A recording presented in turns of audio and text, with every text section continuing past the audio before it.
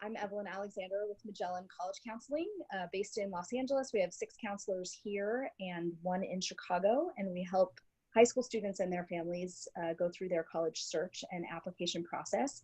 And I'm talking today with Dr. Christopher Fulton, who is a licensed clinical psychologist. His degree is in community clinical psychology, and his training is in family and child psychotherapy.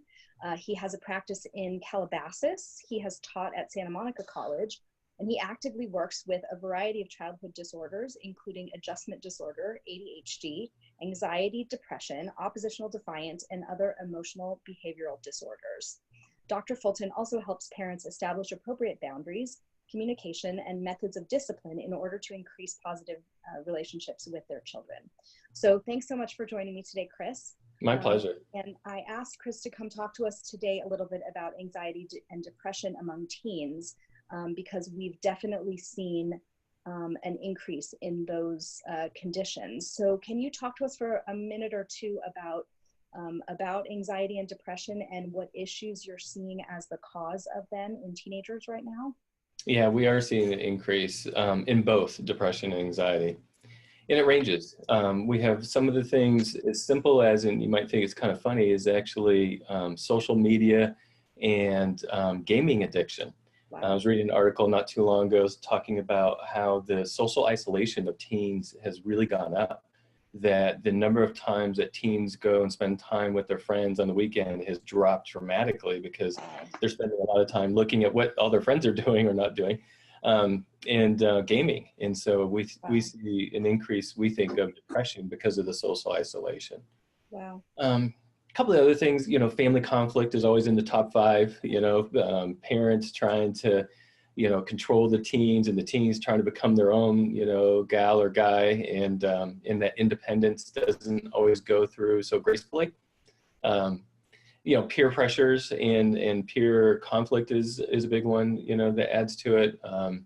You got to help and support those kids being able to kind of find themselves and be able to become, confident in themselves.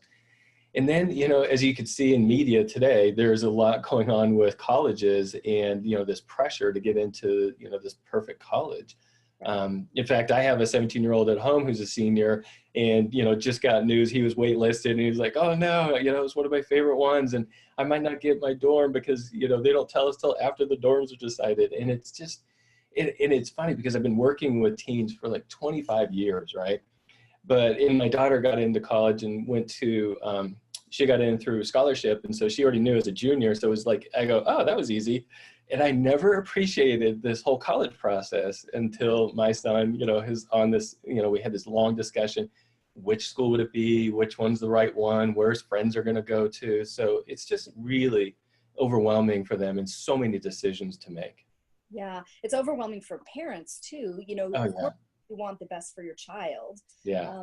And sometimes we see, students come in and they have a list in their head of the colleges they want to apply to, and they skip the part in the middle where the college gets to decide if they want you to come or not. And so they just they make a list and they think this is the list I'm choosing from, and it's the sorting hat, unfortunately. But yes, and and what's happening with parents, it is overwhelming for parents. And I think that actually that's one of the contributors is that it's the parents' anxiety that becomes the contagion in the family. And these parents are under this myth, I call it the college myth, that they have to go to this perfect school, the hardest school that they possibly can get into. And then all their happiness will come afterwards. And I'm like, hold on, folks. And I think I've quoted you, it's it's not about getting into the hardest school, it's getting into the school that matches who your child is. And I even told my son, a few weeks ago, I go, hey, this is the harder school that you got into. I actually think that the school that was a little easier to get into is a better match for who you are and the type of environment. Because I agree with you. I think that the fit is much better. But and again, you can see it. People are paying what, $500,000 to go to USC. It's oh my God, it's crazy. I think these parents are feeling this immense pressure that I have to get my kid into this perfect school, otherwise my kid will be somehow a failure. And in a way too, the parents feel like they'll be a failure if they don't put their kids into these schools. Right. They actually sort of judge their own parenting based on where their kids are going to college, which is. Yeah, yeah, it is. They take it so personal. It's like, I must have been failure as a parent if my kid didn't go to XYZ college. We have to make sure that, you know, they're going to get in there. Yeah. One of the hard things that I see is, you know, you're a parent and you've raised this child from infancy, and now he's 17 years old, and he's a different human being than he is in your mind. Yes. Right. So what he wants and what his future will look like may be different than what you had planned in your head. And that's hard as a parent too. You know, it's funny, and I'll again relate my own personal experience. I remember, and you're going to laugh, Evelyn, but I remember when my daughter was going to kindergarten, and you know, she was applying for this private school and she got into it and all this. We decided to stay the public school route. But I remember having the vision of, okay, this is the start towards, and it was like in that point, maybe, but it was like Harvard. And I'm like, okay, she's now going to go there. And I was like, oh, Chris, you have to stop. You know, you can't sit there and wed yourself to any, you know, like image. You have to stay open. And that is so key to parents is, you know what, you have to stay open to all the options and see what the right fit is, instead of you having this vision of this is the right path, and then forcing your child onto that path that they're really not, you know, supposed to be on. So you have to make sure to adapt to your child and not sit there and force and impose like what your vision of what success is. It is hard. One of the things I say to parents is, one of the only things you can actually control at this point is whether or not a few years down the road your child feels like they've disappointed you. Yeah. Oh God, there is that. Yeah, absolutely. Right. So if you're dealing with a teenager who's stressed out, and I mean, I hadn't really thought about all these other social isolation issues that they're also dealing with on top of this stressful college process, you know, and then layer on top of that, my parents really want me to go to XYZ. How do you deal with teenagers as they're working through all these very difficult issues? You know, it's funny. I mean, I've had the worst case scenarios, like, you know, a kid got a B on a test and the father said, okay, you're going to be a garbage collector and you're going to go to junior college. I'm like, oh my goodness. I go, slow everybody down. And, you know, one of the things that when I'm working specifically with the teenager is that I put the emotional armor that, hey, you're going to disappoint your parents. And whether it be by what college you go to, or a significant other, or your major. And I'm not, you know, giving you, you know, teenager the right to go start, you know, doing crack and saying, well, sorry, you're against it, but I'm for this, you know. No, we're talking about like within normal limits, like I'm going to go to a college of my choice. And I teach kids how to communicate with their parents to be able to disappoint them, how to understand, like, you know, understand what your parents' kind of plight is and to empathize with them. But I try to create the emotional armor for the teens of, hey, you know what, teen, you can disappoint your parents and they're still going to love you. They're still going to care about you and you're going to be okay. And then, of course, I have to work with the parents on being able to be disappointed and to, you know, give that wiggle room for the teen. Are there any sort of quick tips you can give to anyone who's watching this? Like, how do you build that emotional armor? How do you do that? Some of the things that I do for the armor is that I help the teen kind of create their own image of where their path is, and for them to be able to articulate it. So the first step is to go, hey, who am I? What do I, you know, what do I like? You know, I do this whole identity exercise where you know, here's me in the middle and they have all these spokes with circles. And I say, fill in all those circles with the different aspects of you, you know, that your age, you know, your gender, your race, you know, your hobbies, you know, your kind of moral standard. Okay, this is you. So what I do is I help them create themselves. And then I go, okay, so what are some visions of what you would like in the future, like, you know, in the upcoming, you know, few years? Yeah. And then to be able to get the teens to be able to deal with the parents, to be able to go, have you ever dealt with disappointing your parents before? You know, it could have been like, yeah, you know, my dad really wanted me to play soccer and I just hated soccer. And so I started playing lacrosse. And I remember he was so upset because he was like this world-class soccer player. And then I disappointed him. Like, okay, did he talk to you afterwards? Did he still love you? Was he okay? So what I try to do is come up with other examples of like, hey, yeah, you know, this isn't the first time you've disappointed your parents.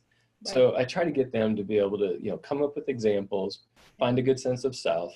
And then be able to, and then sometimes I'll meet with the parents and the child and I'll help the child through it or the teen through it. That's great. Wow, that's really useful. So Yeah. if you are a parent or a teenager and you are not seeing a therapist, Hmm. but you feel, what are the signs that might make you say, I think maybe seeing someone would help? You know what? Some of the things that I see that I'm actually getting calls right now are these teenagers that are doing a little bit of self-sabotaging. Like suddenly, they had these great grades and everything seemed to be going well.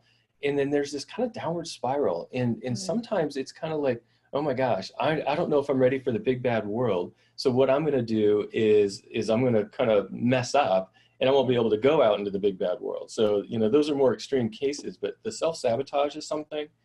Um, the gimmies obviously are the overwhelmed anxiety. Like I yeah, have kids who, they do like the decathlons, the academic decathlons, or, some other kind of big events that are going on in the spring. And they're just not able to handle their usual kind of, rigor of the day, going to classes, taking the exams, APs are coming up probably in about 3 to 4 weeks, yep, when they're starting to go, oh, I can't do this. They're overwhelmed by like the daily life.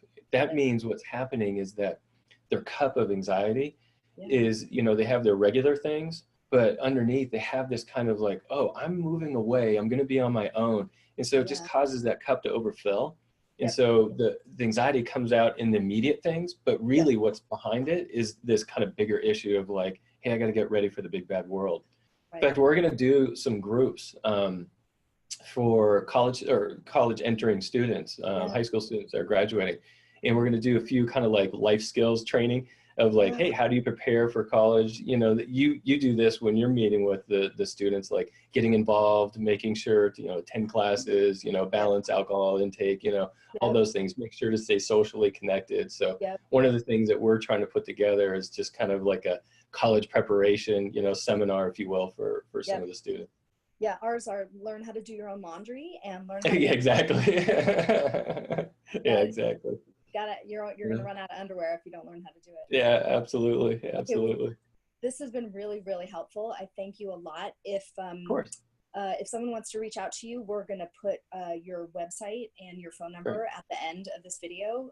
So Yeah. I really thank you for answering some questions. And we live in a great time where it's perfectly wonderful to reach out to a therapist and to Yeah, talk through issues. I'm really glad that we live in a time when that's so yeah, it's very prevalent. acceptable. Yeah, yeah, Absolutely. great, Thank you because very it much. didn't used to be that way, kiddos, just so you know. Yeah, no, absolutely So not. yeah, so anyway, Dr. Christopher Fulton from Fulton Psychological in Calabasas, thank you for talking to me today. Thank you very much, Evelyn.